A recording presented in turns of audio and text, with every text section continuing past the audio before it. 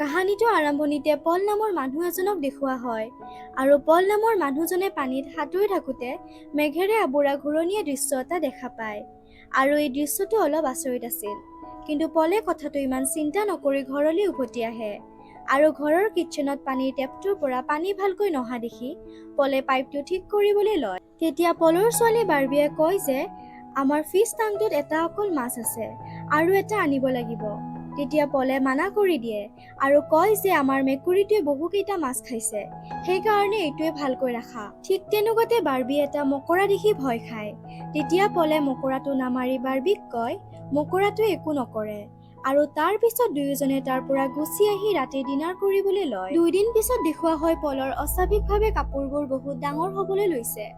পলে এইবোৰ একো ধৰিব নোৱাৰি কামলৈ গুচি যায়। গধূলি ঘৰত আহি সকলোৱে একেলগে ৰাতি ডিনাৰ কৰিবলৈ লয়।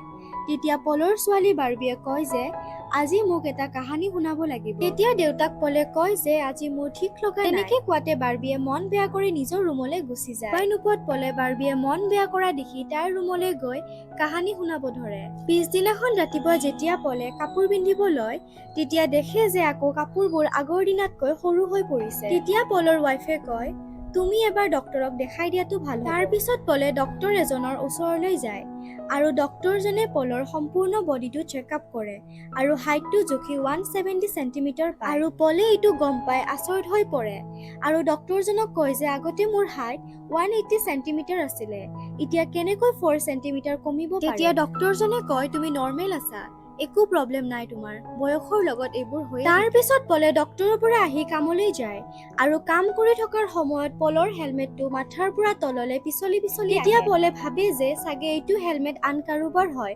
ভুলতে পিন্ধা বুলি। কিন্তু ঠিক পলৰ চকু হেলমেটটোত লিখা নামটোলে পৰে আৰু দেখে যে এইটো নিজৰ হেলমেটে হয়। আৰু যেতিয়া পলে ঘৰত আহি শুবলৈ চেষ্টা কৰে কিন্তু মাথাত চুইমিঙৰ সময়ত দেখা মেঘবোৰৰ কথা মনলৈ আহি থাকে। তেতিয়া পলে বাহিৰত যায় অলপ এক্সাৰচাইজ কৰিব চেষ্টা কৰে যাতে ভাগৰ লাগে আৰু টোপনি আহে। তেতিয়া ৱাইফজনীয়ে আহি পলক বুজায় আৰু শুবলৈ যাব কয়। পিছদিনাখন ৰাতিপুৱা যেতিয়া পলে শ্বাৱাৰত গা ধুই থাকে তেতিয়া পলে লক্ষ্য কৰে যে আগৰ তুলনাত শ্বাৱাৰৰ হাইটটো বহুত ওপৰত গৈছে। 18 দিনৰ আগত পলে যেতিয়া চুইমিং পুলটোত থাকোতে আঠাৰ ওপৰত একেলগে ঘূৰণীয়াকৈ থকা মেঘবোৰ দেখিছিলে। তাৰ পিছৰ পৰা পলৰ জীৱনটো সলনি হ'বলৈ লৈছে। যেতিয়া পল বাথৰুমৰ পৰা ওলাই আহে তেতিয়া পলৰ ৱাইফে পলক দেখি আচৰিত হৈ পৰে। এতিয়া পল তাইতকৈও চাপৰ হৈ পৰিছে। তাৰ পিছত সিহঁত এখন বহুত ডাঙৰ মেডিকেললৈ যায়।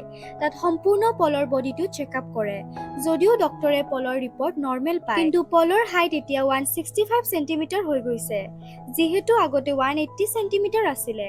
তাৰ তুলনাত এতিয়া 15 চেণ্টিমিটাৰ হাইট কমি গৈছে আৰু ডক্তৰবোৰে পলক দেখি সম্পূৰ্ণৰূপে কনফিউজ হৈ পৰে, যিহেতু আজিৰ পৰা আগত এনেকুৱা ধৰণৰ একো কেছ অহা নাছিল আৰু ডক্তৰবোৰে পলক তৎক্ষণাত এডমিট কৰি দিয়ে। কিছুদিন থকাৰ পিছত পলে বুজিব লয় যে পল ভাল হোৱা একো উপায় নাই আৰু যিহেতু পল ভাল নহয় শেষৰ সময়খিনি নিজৰ পৰিবাৰৰ লগত কটোৱাৰ আশাত মনে মনে এদিন মেডিকেলৰ পৰা ঘৰলৈ গুচি আহে। আৰু ঠিক তেনেকে কিছুদিন পাৰ হ'বলৈ ধৰে আৰু পলে কাৰো লগত সম্পৰ্ক নোহোৱা কৰি দিয়ে আৰু ঘৰতো বহুত কমকৈ কথা ক'বলৈ লয়। এদিনাখন যেতিয়া পলৰ ৱাইফ ঘৰলৈ আহে দেখে যে পল এতিয়া বহুত সৰু হৈ গৈছে। তাকে দেখি পলৰ ৱাইফ আৰু নিজৰ ছোৱালীজনী বহুত চিন্তিত হৈ পৰে আৰু পলৰ ৱাইফে পলক কয় যে আমাৰ ছোৱালী বাৰ্বিক তুমি ঠিক নোহোৱালৈকে আইতাকৰ ঘৰত ৰখাটোৱে ভাল হ'ব। আৰু লগতে পলক সোধে যে তোমাৰ বাৰু কৰবাত যাবলৈ মন আছে নেকি? তেতিয়া পলে কয় মই এটা জাগাত যাব পাৰো, সেইটো হ'ল চাৰ্কাছ। আৰু ঠিক তেনেকে কিছুদিন পাৰ হৈ যায়।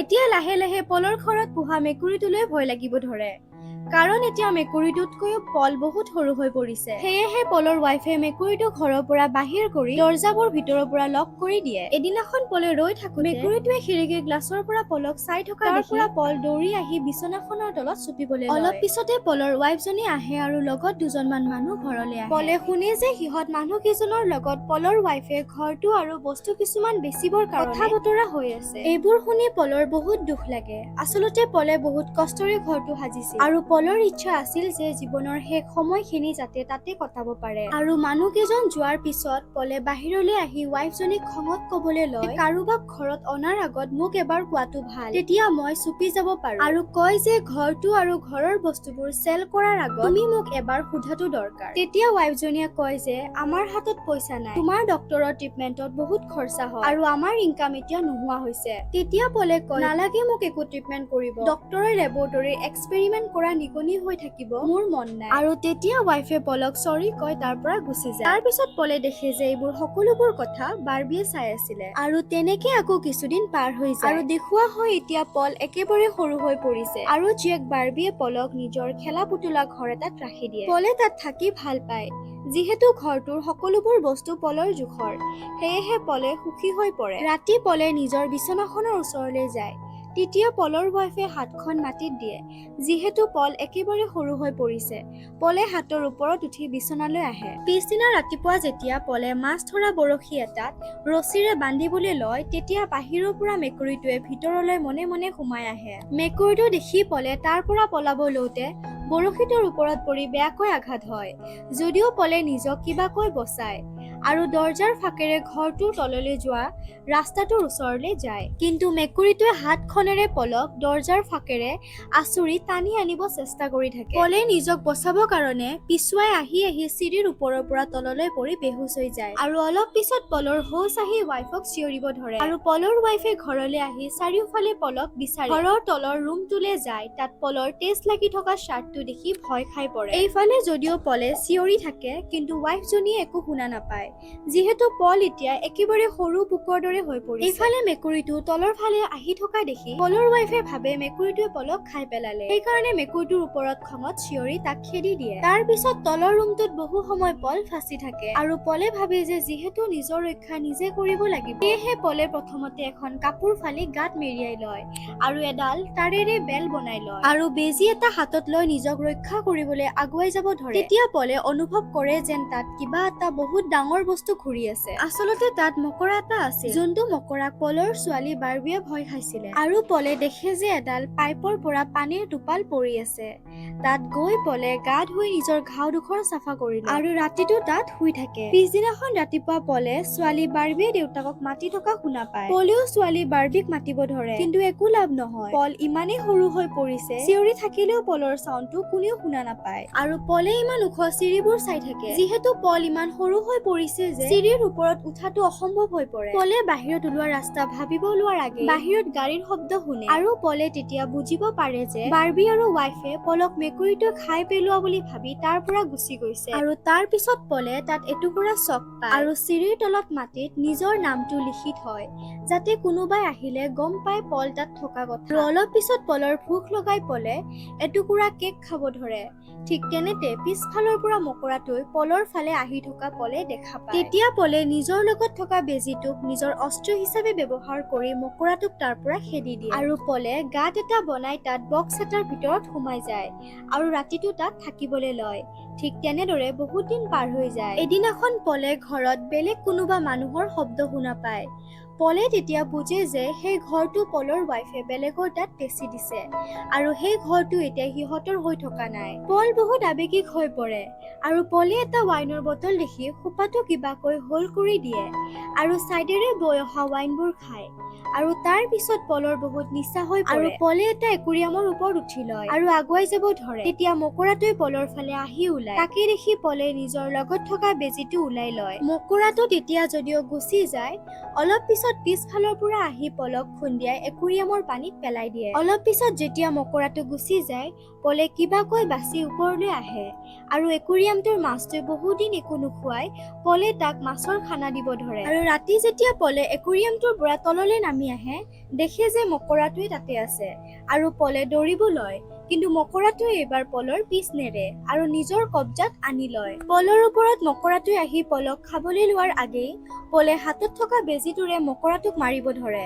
তেতিয়া মকৰাটোৱে ভয় খাই তাৰ পৰা গুচি যায়। তাৰ পিছত পলে ভাবে যে পলে তাৰ পৰা ওলাব নোৱাৰে সেয়েহে পলে নিজক সেইটো পৰিৱেশত মিলাব চেষ্টা কৰিব ধৰে। এদিনাখন এজন মানুহ তললৈ আহে আৰু জোৰকৈ কথা কোৱাই পলে শব্দবোৰ সহ্য কৰিব নোৱাৰি পলে লুকাই যায়। অলপ পিছত যেতিয়া মানুহটো তাৰ পৰা গুচি যায় পলে দেখে যে একুৰিয়ামত থকা মাছটো লৈ গৈছে। পলৰ এইটো দেখি বেয়া লাগে যিহেতু পলৰ মাছটোৱে অকলশৰীয়া জীৱনৰ একমাত্ৰ লগৰী আছিল। এনেকৈ আৰু কিছুদিন পাৰ হৈ যায়। এদিনাখন পলে দেখে ঘৰৰ ৱালত থকা নেট এখন আৰু পলে ভাবে যে এইটোৱে বাহিৰত যোৱা ৰাস্তা হ'ব পাৰে যিহেতু আগতকৈ পল একেবাৰে সৰু হৈ গৈছে। পলে ওপৰলৈ যাব কাৰণে ৱালত উঠিব চেষ্টা কৰে আৰু বহুত চেষ্টাৰ পিছত ওপৰত যাই পায়। কিন্তু তাত এখন মকৰা জাল থাকে আৰু জালখন পলে ভয়ে ভয়ে পাৰ কৰিব লওঁতে পলৰ ভুলতে হাতখন মকৰা জালত লাগি যাওঁতে মকৰাটোৱে গম পায় আৰু পলৰ ফালে আহিব ধৰে। তেতিয়া পলে ভাবি লয় এয়েই পলৰ শেষৰ জীৱনৰ সময় আৰু পলে কান্দিব লয়। ঠিক তেনেতে জালত পিপৰা দুটা ফাঁচি যোৱাই মকৰাটোৱে সেই পিপৰা দুটা ধৰিব গুচি যায়। সেই সুযোগতে পলে নেটখনৰ পৰা বাহিৰলৈ ওলাই যায় আৰু নিজক সেই মকৰাটোৰ পৰা বচাই লয়। আৰু পলে বাহিৰলৈ আহি দেখে যে পল এতিয়া ঘাঁহবোৰতকৈও বহুত সৰু আৰু তাত এটা পখিলা আহি পলৰ ফালে অলপ সময় চাই আৰু উৰা মাৰি তাৰ পৰা গুচি যায়। আৰু পলে একেথিৰে আকাশৰ ফালে তৰাবোৰ চাই। তেতিয়া ছোৱালী বাৰ্বিলে বহুত বেছি মনত পৰিবলৈ ধৰে। এইফালে বাৰ্বিও আকাশৰ তৰাবোৰলৈ চাই দেউতাক পলৰ কথাবোৰ ভাবিবলৈ লয় আৰু মনত কৰিব ধৰে। আনফালে পলেও এতিয়াৰ পৰা এইটোৱে যে জীৱন কটাব লাগিব সেই সত্যবোৰ মানি লয়। এনেদৰে অসমীয়া ভাষাত চিনেমাবোৰ চাই থাকিবলৈ চেনেলটো লাইক আৰু সাবস্ক্ৰাইব কৰিবলৈ নাপাহৰিব।